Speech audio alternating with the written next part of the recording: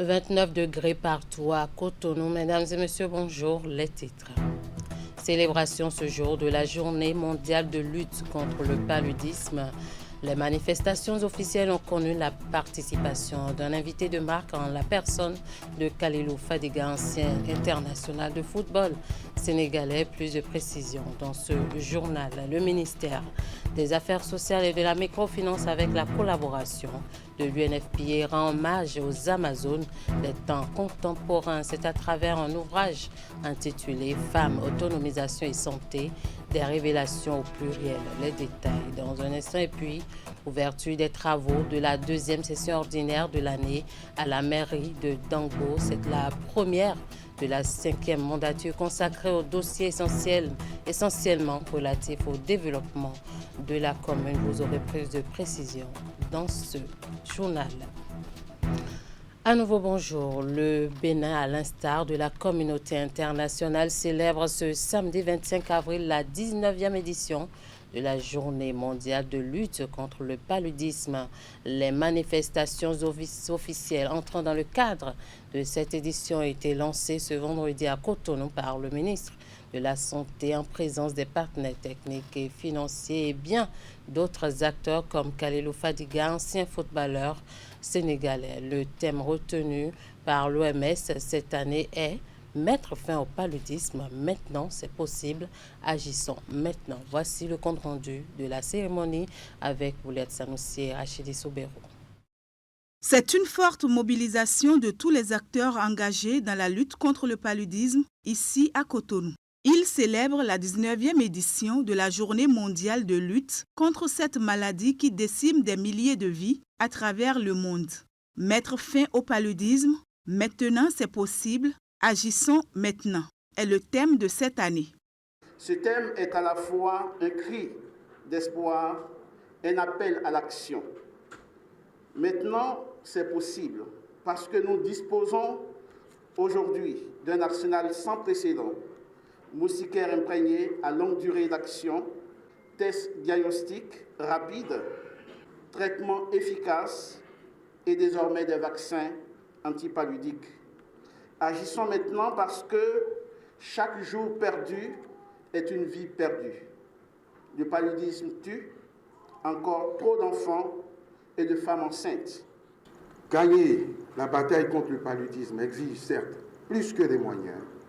Cela exige une mobilisation constante, une discipline collective et un changement durable des comportements. Au Bénin, les efforts engagés par le gouvernement, avec le soutien des partenaires techniques et financiers, ont joué un rôle déterminant dans la baisse de la charge virale du paludisme au cours des dernières années. Occasion saisie pour remercier les différents partenaires et réaffirmer l'engagement de mutualiser les efforts pour l'élimination de la maladie. Ce thème met en avant la nécessité d'investir davantage et durablement contre le paludisme, la nécessité de saisir toutes les innovations scientifiques disponibles, que ce soit les nouveaux vaccins, les outils innovants de lutte antivectorielle. Et enfin, ce thème met en avant la nécessaire mobilisation politique. C'est pourquoi, du haut de cette tribune, j'en appelle à la responsabilité de tous, aux communautés, pour adopter les mesures de prévention et recourir précocement aux soins. Grâce à la santé communautaire aujourd'hui, dès qu'un enfant chauffe dans un ménage, le relais communautaire le détecte et il appelle l'agent de santé communautaire qualifié qui démarre le traitement immédiatement. La présente célébration coïncide avec le lancement du rapport sur le paludisme dans l'espace francophone que le Bénin a l'honneur de préfacer. L'édition 2026 est couplée avec la quinzaine de la caravane de sensibilisation sur la maladie à Cotonou, notamment à Vossa, Ladi et Sainte-Cécile. Pour la première fois depuis son accession à la tête de l'institution, le président de l'Assemblée nationale, Joseph Diogbenou, s'est prêté à l'exercice de présentation du rapport d'activité, un document scruté par ses pairs et adopté à l'unanimité. Le point des débats dans ce reportage de Emma Rodono. Pour ce premier exercice de présentation du rapport d'activité, le président de l'Assemblée nationale, Joseph Diogbenou, a réussi son test. Le document soumis à l'appréciation de ses collègues couvre la période allant du 1er octobre 2025 au 21 avril 2026. En ce qui concerne le travail législatif, l'Assemblée nationale a examiné au cours de la période allant du 1er octobre 2025 au 7 février 2026 plusieurs textes qui peuvent être regroupés en 4 catégories. La première, relative à la Constitution, une loi constitutionnelle, 2 lois des finances, 5 lois ordinaires et 7 conventions de financement. Les perspectives sont heureuses puisque nous venons de commencer et pour l'acteur qui a le temps à son profit, les perspectives ne peuvent qu'être de bon augure. Dans leurs différentes interventions, les députés ont unanimement salué la qualité du rapport et félicité le président pour les premiers pas jugés rassurants qu'il a posés à la tête du Parlement. Les perspectives, Monsieur le Président, pour la prochaine gouvernance parlementaire et les prochains rapports, je pense que je me trouve également flatté de par votre parcours et surtout de par le début de votre mode de gouverner le Parlement depuis le 8 février à ce jour. Je ne fais aucune comparaison, mais je note quand même une gouvernance beaucoup plus concertée et on aurait bien souhaité que ça se poursuive de cette manière. Parce que ce qui est fait avant, ce n'était pas avec vous, donc on n'a pas à vous poser de questions là-dessus. Voilà pourquoi je pensais que ça allait passer en un éclair de temps, mais nous sommes en début et votre première présentation doit être jugée avec la grande rigueur et que tout le monde parle. C'est pour ça que nous prenons la parole chacun, je crois, pour essayer de dire ce qu'on pense au moins de la forme et de l'élan que vous prenez. Vous avez commencé par, à l'intérieur, à parler d'une diplomatie parlementaire à laquelle vous avez participé. Et déjà, les éléments de vos discussions nous prouvent que vous êtes soucieux de l'image de notre Parlement. Pour ce qui concerne la qualité du rapport, je voudrais simplement dire qu'il reflète la qualité de l'homme que nous avons en face et que tout ce qui a été mis à l'intérieur de ce rapport et présenté révèle tout ce qui s'est passé pendant la période sous revue. Il n'y a pas encore de la matière à apprécier ce qui sera fait au cours de la 10e législature. Mais je sais que vous, déjà, quand je vous écoute, c'est avec plaisir. Quand je vous lis, je suis séduit. Donc, comme l'a si bien dit beaucoup de camarades, beaucoup de collègues, je voulais dire, nous sommes toujours heureux et serons davantage heureux de piocher dans votre mental pour avancer dans les écrits que vous allez nous présenter les années à venir.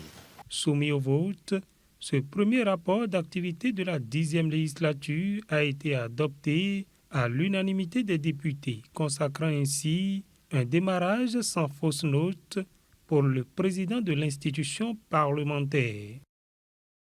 La campagne agricole 2026-2027 est officiellement ouverte. Elle a été lancée ce jeudi dans la commune de Ndali. C'est à la faveur d'une cérémonie présidée par le ministre de l'Agriculture, de l'Élevage et de la Pêche qui a connu la présence de ministres conseillers à l'agriculture, des cadres à divers niveaux du ministère, des acteurs du monde agricole, des autorités politico-administratives ainsi que des partenaires techniques et financiers.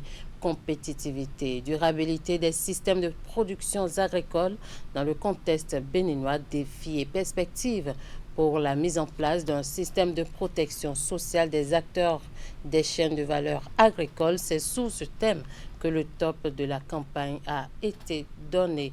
Le reportage est signé Jacques Degbé, Aurel Moinso.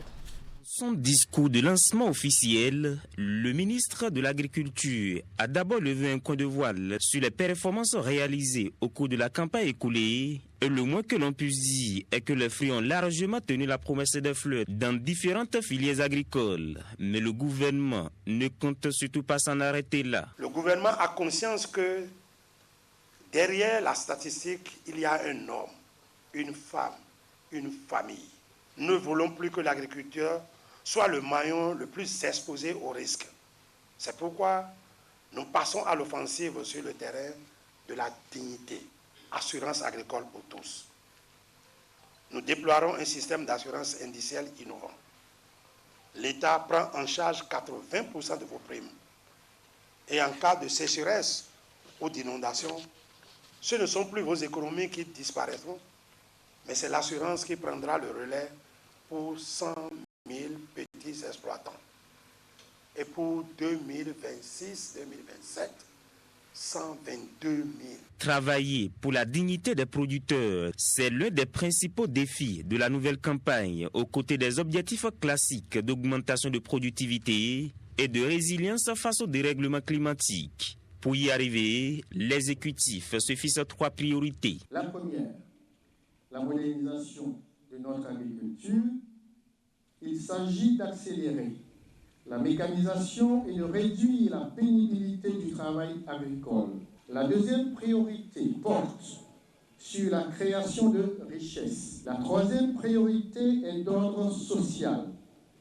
Une attention particulière sera accordée à l'amélioration des conditions de vie des producteurs. Les autres temps forts de cette cérémonie sont la remise de contrats d'objectifs aux responsables des services déconcentrés et nationaux du ministère et la remise de certificats de communauté championne à la Fédération nationale des producteurs d'amandes et de baies de karité du Bénin, une distinction internationale du Programme des Nations Unies pour l'environnement et l'Organisation des Nations Unies pour l'alimentation et l'agriculture.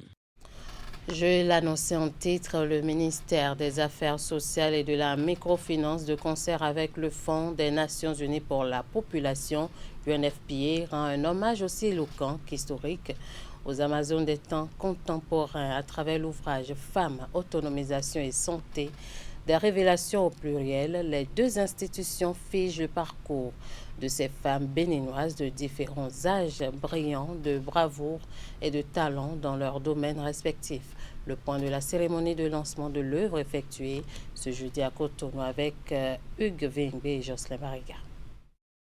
L'ouvrage Femmes, autonomisation et santé au Bénin, des révélations au pluriel, est un florilège de sensations figures féminines dénichées aux 4 coins du Bénin qui, entre combats et réussites, façonnent le quotidien et l'avenir de par leur savoir-faire et leur résilience. Ces récits démontrent avec éclat que l'autonomisation et la santé des femmes ne sont pas seulement des enjeux individuels, mais des leviers puissants de transformation sociale et de marche vers l'équité. Il s'agit d'un document symbolique, de mémoire, de reconnaissance et de plaidoyer.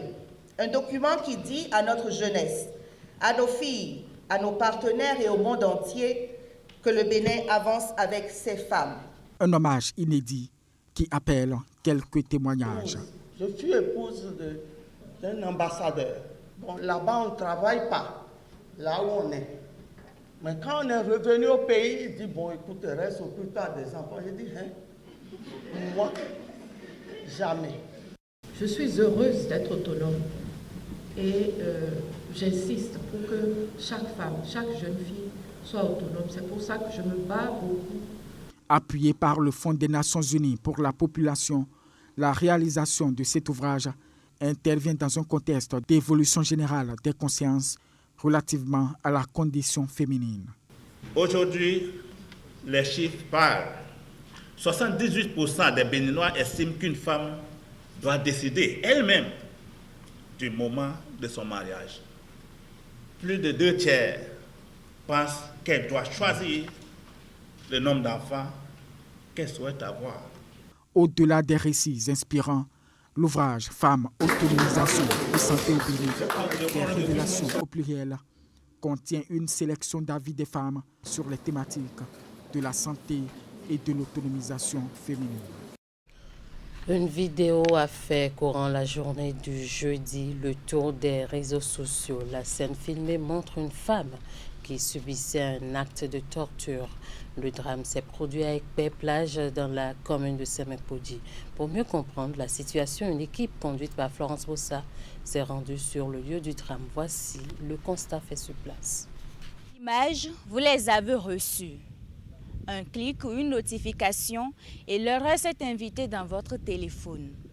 C'est ici même, il y a quelques jours, qu'une femme a vécu un acte de barbarie. Une scène de torture filmée puis jetée sur les réseaux sociaux, transformant ce quartier de Ekpe-Plage en une tragédie nationale. C'est là dans le jardin que tout s'est passé vers 3 h du matin. Ils l'ont attrapée, bâillonnée, battue et mis le feu sous elle. Vers 7 h, j'ai été interpellé par des riverains. On m'a dit qu'elle a volé et je leur ai dit de l'amener au commissariat. Sur les lieux, les stigmates de la violence ne sont plus perceptibles. C'est juste le ranga qui a servi du cadre à ces agresseurs qui est ouvert. À l'intérieur, on y voit les objets de ces jardiniers. Les riveraines expriment leur indignation face à cette situation qu'elles jugent cruelle et appellent les autorités compétentes à décourager. Moi, ça m'effraie énormément. Elle vendait des condiments et était mère de 5 enfants, tous hors du territoire. C'est comme si elle était envoûtée et elle-même parlait de se faire exorciser. J'ai appris toutes les énormités qu'ils ont faites sur elle et j'en appelle aux autorités qu'ils soient tous attrapés et punis.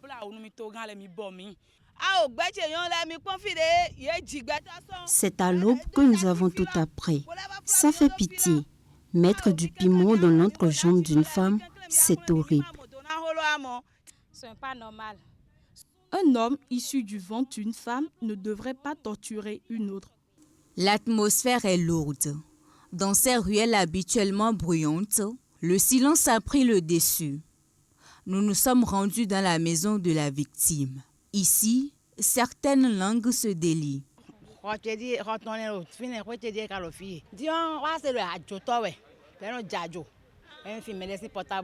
C'est ma voisine. J'aurais appris qu'elle est voleuse. Elle-même me demande chaque fois de prier pour elle. Son dernier coup était celui du mardi et voilà comment ça a fini.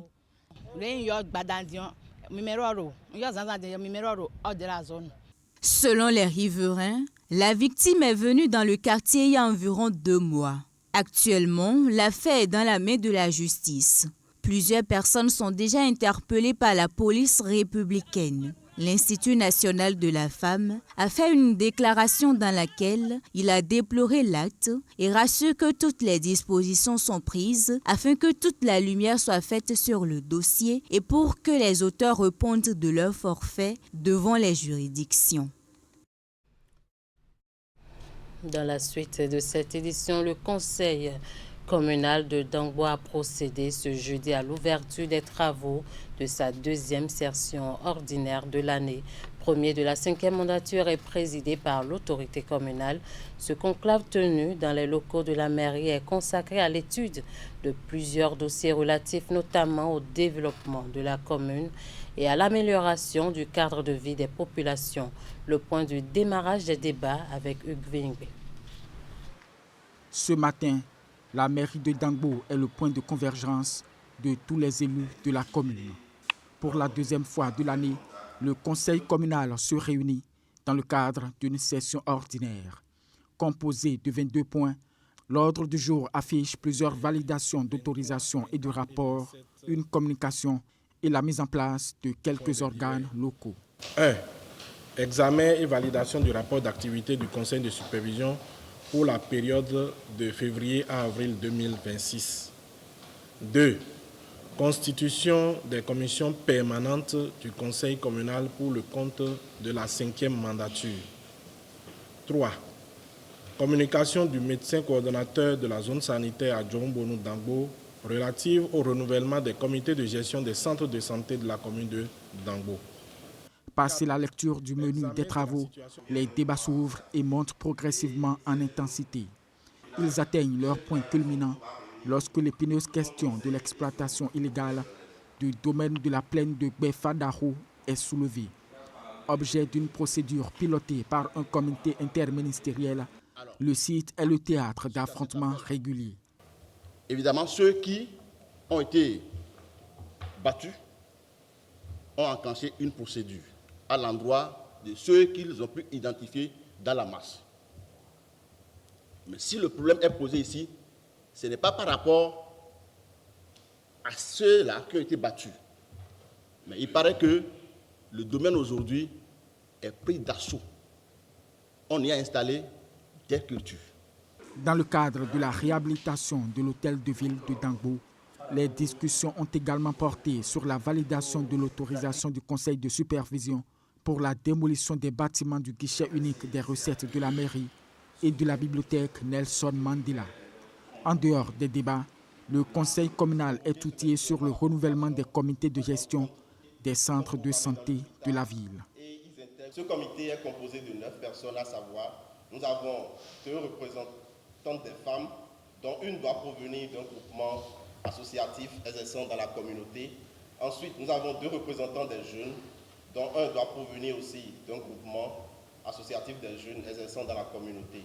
Et mes impressions sont très bonnes parce que les conseillers, d'ailleurs, on a eu les 100% des conseillers, les 19 étaient présents. Et depuis 10 heures qu'on a commencé, on vient de finir à 18 heures. Et allez-y voir la convivialité dans laquelle nous avons traité les dossiers de notre commune. Ça prouve que nos chers conseillers ont à cœur le développement de notre cité commune. Les travaux de cette deuxième session ordinaire de l'année de la commune de Dangbo s'achèvent lundi 27 avril 2026. Ce 23 avril 2026, la commune d'Abomey-Calavi est devenue l'épicentre d'une mobilisation nationale. Le lancement de la semaine de la courtoisie sur la route. Une semaine pour réapprendre les fondamentaux du vivre ensemble sur nos routes. Les usagers sont invités au respect du code de la route et à la courtoisie avec les autres. L'événement organisé par le Centre national de sécurité routière CNSR s'est déroulé en présence des autorités administratives, acteurs du transport et structures représentées des auto-écoles. Reportage. Plus de 1000 morts. C'est le nombre total de victimes que fait la route au Bénin chaque année, selon les statistiques du Centre national de sécurité routière. C'est donc pour réduire de façon conséquente ce nombre que le CNSR sensibilise les différents acteurs intervenant dans la sécurité routière. Le comportement au guidon, le comportement au volant et même le comportement des piétons qui sont des usagers de la route aussi.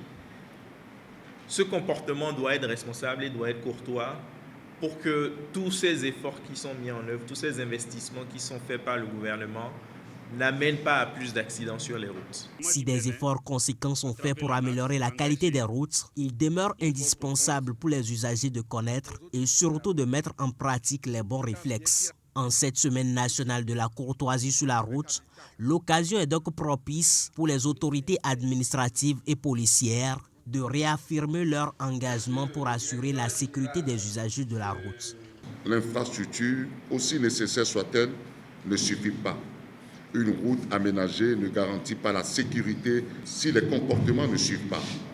C'est pourquoi nous nous engageons résolument aux côtés du Centre national de sécurité routière et de l'ensemble des partenaires pour amplifier les actions de sensibilisation. La police républicaine, en tant qu'acteur clé de la sécurité routière, est pleinement engagée dans cette dynamique. Son action s'articule autour de 2 axes complémentaires. La prévention à travers les campagnes de sensibilisation à l'endroit des groupes cibles, les actions éducatives auprès des usagers et la présence dissuasive sur le terrain. Au-delà des campagnes de sensibilisation et des dispositifs sécuritaires, c'est un changement de mentalité qui s'impose à chaque individu afin de réduire le nombre d'accidents sur les routes. À l'université d'Abomey-Calavi, un nouveau docteur vient d'être inscrit au rang de l'élite scientifique. Daté Atavetor Barnabé Akaye, enseignant de français et figure reconnue de la critique littéraire, a soutenu avec brio sa thèse de doctorat à l'université d'Abomey-Calavi devant un jury composé de professeurs émérites, dont 2 en visioconférence. L'impétrant a défendu un travail original portant sur les liens entre poésie et ésotérisme. Au terme des échanges, il a été élevé au rang de docteur dans la spécialité littérature francophone avec la mention très honorable assortie des félicitations du jury. Voici le compte rendu. Salle de soutenance pleine à l'université d'Abomey-Calavi ce jeudi. Parents, collègues, étudiants et hommes de lettres assistent à un moment décisif dans la carrière de Daté Barnabé Akaï. En moins de 30 minutes, l'impétrant plante le décor de ses recherches. Son sujet de thèse, l'esthétique de l'exotérisme dans la poésie de Maoyo Kakpo, Gabriel Okunji et Nora Atala. À travers une démarche méthodologique rigoureuse, il démontre qu'il est possible d'analyser les textes poétiques à partir d'outils stylistiques, d'en faire une quantification puis tracer des indices conduisant à des signes liés au système traditionnel de connaissances. Je l'ai fait dans la thèse pour montrer que le patrimoine culturel béninois n'est pas seulement un patrimoine réservé aux initiés. On peut, je ne dis pas désacraliser, on peut vulgariser la richesse du vaudou sans être du domaine du vaudou. Un travail scientifique qui explique la profondeur du langage poétique en établissant des passerelles entre création littéraire et univers mystique. Une démarche qui suscite à la fois curiosité et admiration du jury. C'est un travail original. Recourir au FA comme démarche scientifique, nous n'en avons pas l'habitude. C'est une piste qui doit lui-même creuser, confirmer et qui pourrait probablement servir à d'autres chercheurs. Écrivain prolifique et auteur de plusieurs ouvrages et manuels scolaires, le nouveau docteur entend désormais poursuivre ses recherches et contribuer davantage au rayonnement de la critique littéraire africaine. Un parcours inspirant qui témoigne que rigueur, patience et passion peuvent mener à l'excellence académique. Le Centre de valorisation des déchets en énergie renouvelable et en agriculture Valdera de l'Université d'Abomey-Calavi a organisé du jeudi au vendredi des journées portes ouvertes. Une initiative qui vient mettre en lumière les différentes œuvres, mais aussi relancer les activités de cette unité de l'université dédiée à la gestion durable et à la transformation des déchets du campus. Elles se sont déroulées sur 2 jours et ont réuni des étudiants, acteurs de l'environnement et bien d'autres. Candide Rongentor, Simon Roulon. Une nouvelle ère s'ouvre pour le centre Valdera, celle d'un renouveau pour une gestion intelligente des déchets de l'université d'Abomey-Calavi. En vue de relancer officiellement ces différentes activités, le choix est porté sur des journées portes ouvertes pour exposer au public la vision et la mission du centre ainsi que ses multiples œuvres. Un événement rehaussé par la présence de plusieurs autorités, dont le recteur du campus d'Abomey-Calavi et bien d'autres qui sont venus voir de plus près le travail de valorisation des déchets en énergie renouvelable qui se fait au niveau de cette unité de l'université. C'est un centre d'application qui, et si nous nous organisons, si nous mettons donc les ressources nécessaires et à disposition, c'est un centre qui rapportera beaucoup à l'université. Les différents invités ont eu droit à une visite guidée des différents stands d'exposition occupés par des partenaires stratégiques et d'anciens pensionnaires du centre qui sont aujourd'hui chefs d'entreprise. Occasion pour eux de découvrir des sous-produits innovants dont du compost, des pavés en plastique et du biogaz conditionné dans des sacs. Nous devons collectivement saisir l'enjeu plus large, celui de bâtir une économie circulaire africaine structurée, compétitive et ancrée dans nos réalités. Désormais, nous allons nous occuper de l'assainissement du campus, récupérer les déchets, extraire tout ce qui est exploitable, biodégradable, qu'on peut transformer, qu'on peut valoriser. Et les déchets ultimes seront déposés pour que la RCDS puisse les transporter et aller les ensevelir au niveau de la zone d'enfouissement sanitaire. C'est un nouveau cycle qui s'ouvre pour le Centre de valorisation des déchets en énergie renouvelable et en agriculture. L'équipe rectorale affiche toute sa disponibilité à accompagner avec les ressources nécessaires en vue de faire de l'université un campus vert d'ici les 4 prochaines années.